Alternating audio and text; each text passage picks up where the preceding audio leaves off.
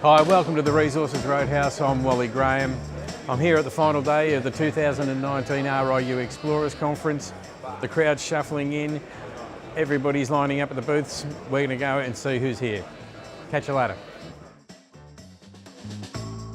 Like the company strategy, we're gold explorers, all that stuff's early stage, and there's really two parts to the company strategy. There's the high risk, high reward stuff in Alaska, which we can talk about a bit more, but that has a short field season and it's helicopter supported and everything, right? And then you balance that up with the sort of, I guess, the bread and butter Eastern Goldfield story that you can get out to 12 months a year, you know, good access. The target size doesn't need to be as big because you've got mills nearby, you've got processing infrastructure, you've got mines nearby. So, you know, we are in a great spot in the Eastern Goldfields there, and unbelievably, you know, it hasn't had a lot of systematic work for 20 years, and it's just amazing. You go out to some of these places like Far Jones, and people have drilled holes that ended in mineralisation in 1992, and they'd never been back. Okay, Weednan is our flagship gold project at Wiltree, and we've got 181,000 ounces at 5.1 grams per tonne, which was the maiden resource that we announced in September last year. We're moving towards scoping study on that. Well, we think it's a great deposit and very robust, but we want to make sure that what we're doing is profitable before we move to the next phase of infill drilling.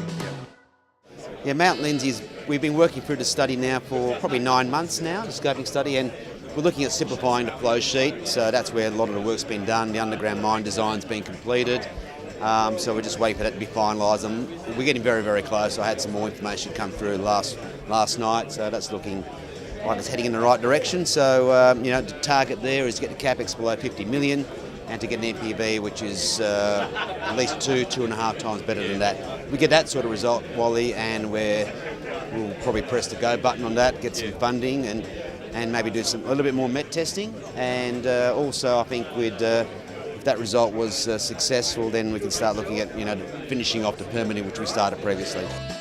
With regards to exploration, which is my area of focus, and Gold Road manage all of the exploration function both on the joint venture and our wholly owned ground. We're about to start on New Year's exploration, another $20 million budget, so that's more than 5 years in a row at that expenditure.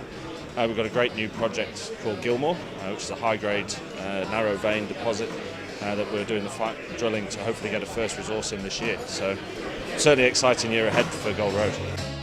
Why the branch are significant where we are is we are next door to Galaxy Resources, POSCO and FMC, and all of every single area at Hombre Muerto, that's the sulfide that we are, have shown throughout the Sala that there's got high grade and low impurities. With our discovery, we have proven that the brines that are existing at Candelas share the same quality of grade and impurities as the rest of the sulfide.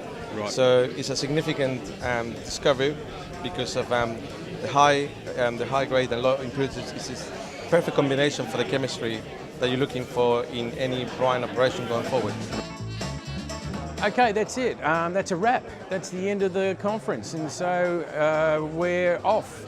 We're home for a couple of months, and then we'll be on the road again. This time we're up to Sydney in May for the Resources Roundup. We'll be bringing you all the news from there, so stay tuned until then. And I'm Wally Graham. You know that. See you later.